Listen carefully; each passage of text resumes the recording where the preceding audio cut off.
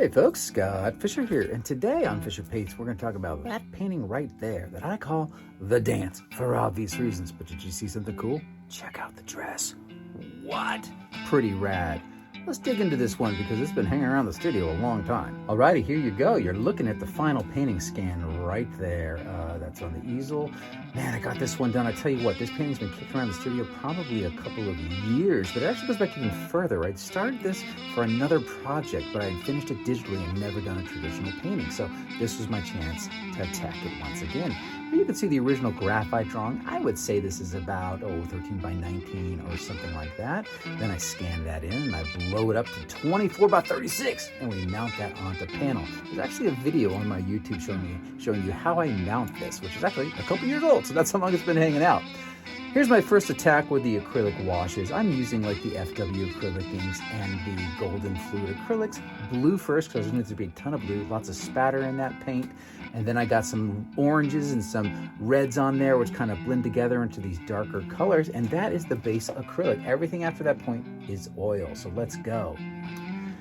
I'm using a lot of Gamblin and Winsor & Newton oil paints here. My medium of choice is actually Gamsol, which is the Gamblin paint thinner, which is a great medium if you want a really thin, almost watercolory oil paint. I'm attacking the background first. I'm just setting the darks in between the two figures and cutting out their silhouettes instantly and setting up the lanterns as well, which I know are gonna kind of glow this orangey color. So pretty easy to hit that in real quick. But the most important thing is establishing the dark behind those figures, really popping their silhouettes out so that you can see their noses and everything that's going on there. So that felt pretty good for my first attack. I love the spattering I did and the textures that were hanging out, and I'm hoping to retain that as we go through the rest of this image in areas.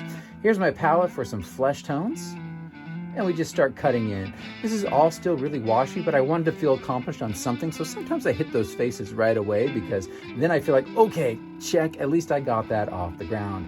I'm using a lot of a filbert brush here, which is a rounded brush at the tip, and I'm kind of scrubbing the colors into each other and slowly working them up. Then I grab a smaller brush like you see here, which I think is a rosemary rigger brush, and I'm doing a little bit of extra cross-hatching and bringing up those final little highlights, again, all in an attempt to get the faces to some sort of polish, so I feel a little bit more accomplished as I go on to the rest of the piece. Little base scrub in of oil on the mask there, and it's just some more feathering in with some filbert brushes to soften up her face a little bit as we go. His face was feeling pretty good to me. And then again on his mask, we're just going to go in with some base values. Nothing serious on there for a while. We're going to return to these masks a lot later. Okay, let's keep on working down our background. Well, I want it to fade from that orange down into almost a, what would you call that color? I don't even know. Sort of a pale orange-white or something like that. Notice the spatula is coming out in a lot of cases so that I can paint these big cloud forms and then cut them off of my negative space or my positive space with a spatula, leaving them there. That way you can paint through something, scrape the paint off where you didn't want to go, and reapply it. Now, blending the two back and forth is always interesting, and this is one of the reasons I went with oil so early on, because I get that extra time to blend my colors together, and slowly we're blending that into the darks that happened behind the figures. You'll see also that I went ahead and did some crude brush strokes on his jacket. It's going to be real loose there, but we're attacking it nonetheless with a lot of strokes. And finally, we're rendering up her arm with maybe a 3/8 inch wide flat. And notice the drag marks I'm leaving with that bristly brush, letting those striations happen because it acts almost like a cross-hatching defining form. And we'll enhance that even more with an actual liner brush so we can go in and cut some more things out. And finally, those lanterns are going to throw off some great edge light, so I'm going to go ahead and knock that in really quick around the edge of that figure. Do a lot of wipeout in this. You're feeling holding a cotton swab there. So I'll paint over things and then use the cotton swab to lift out. In that case, I lifted out on the bracelet so I could paint through it. Went in with my darkest values on the palm of the hand first. I figured I could establish that. Then I can go in with my highlights. I'm trying to lay the side on our right, or I guess on the bottom of this video, a little bit cool, and then have an orange warm light come from the other side. As you guys know, when you bounce that orange and cool off of each other, that warm and cool, you get something really awesome going on. And that is where I was at before it sat for a little bit longer. Now let's continue this guy, and we're going to continue on the other side. Another gradient being thrown in real quick. couple of lanterns popped in there as well, paying attention to the silhouette of the big boat, which again was all blue scrubbed all over the place. And now when I go in and I cut those lighter values with the sky and with the figure going behind the sails, you get this great pop to happen. And the sail marks get big and strokey without looking like they're going over the background, because I kind of did it in reverse there. Once I've got the tuxedo guy painted in behind the sails, I can move on and finish up the sky in a couple more spots. Got to do a lot more work on that jacket. We're not there yet then. And I'm also freaking out a little bit of having to paint that big dress, but you know, it's going to have to be done. So we'll get there in a minute. Let's paint this hand first. I went in with some warm values first that I used on his tuxedo, as you can see there, and then I kind of used a lot of the same values that I had in the sky. I was curious how much I could get it to read, even using the same values that are in the sky. Now, after this video, I'll wind up going in and warming up some of the flesh values in that a little bit, but I did like that I actually managed to get a readability, even though I'm using some of the same values that are in the background. Obviously, sometimes I would make a contrast move in a different value. Here we go, big moves on the jacket. I want it to be loose. I want it to be fast, man. We're using bristly brushes. We're just hammering in some brush strokes. Man, we're gonna start getting some terp on there. It's gonna start bleeding. You see the bleeding happening, coming down, creating that awesome texture. It's going right over her dress. I don't care. I can clean that up in a second if I want to. It's all about showing the energy and the motion in that jacket. I don't just want to sit there and render wrinkles for 3 days. I want you to feel that impact of a hand in there making the marks. But we get to clean it up a little bit with some edge lighting and moving some of that orange light around, and it starts to have some pretty good pop pretty fast. Let's attack the dress.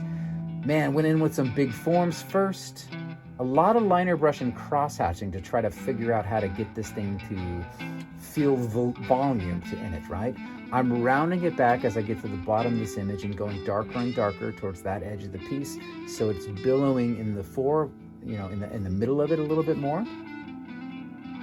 And finally, I'll attack the bottom sail as well, but a lot of directional mark making. Then I can add a little bit of the tack and the strings that kind of hang off of that stuff. And I'm feeling pretty good about that, which is great because I was pretty stressed about it, to be honest with you. So we got it in there, a little spatter at the end, actually.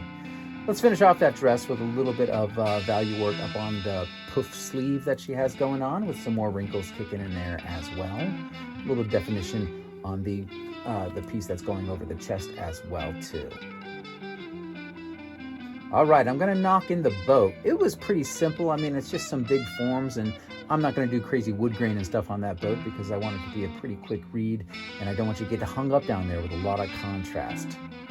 You can see I'm going ahead and I'm lightening some of the waves right away, and I'm painting over the waves in some of these spots because I want that boat to look like it's traveling behind, and I'll either clean it up or paint over that as we do the waves. The waves were freaking me out, not gonna lie. I didn't know how they were gonna go because I didn't want them to be naturalistic waves. I wanted them to be stylistic waves, almost like Japanese print kind of waves. And I just had to figure it out, guys. I mean, I'm using like a fat little round brush that goes to a point, and I'm just slowly trying to pick it. Was not loving it at this stage, and it wasn't quite happening for me. And I'm like, man, you gotta really figure this out. Clean up the edge a little bit. I wiped it out. I went at it again. So this is the second pass at it. Started liking the stylization that was happening here. Once I got those base middle values in, I went a little bit darker right under the crest of that wave. That felt pretty good. I cut my negative space to make the silhouette and the shape language look a little better. Okay, now we're undulating and we're doing some fun things. There's like razor saw things going on. Got tighter with the waves in the front.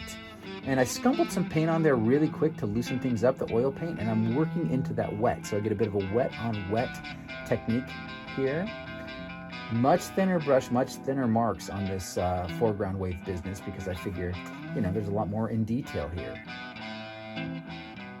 Trying to round it almost like a mound of grass, except of course it's all these bubbly waves. And I just have to find these positive and negatives where I'll take a dark wave and then I'll cut out the negative space of it with a bit of light on the other side. And try to embrace some of that shadow area in some places. That started feeling pretty good. Matter of fact, it was having so much detail, I thought I was gonna have to revisit those other waves I started with, which I will in a second. Big fan brush out to do some draggy streak marks real fast.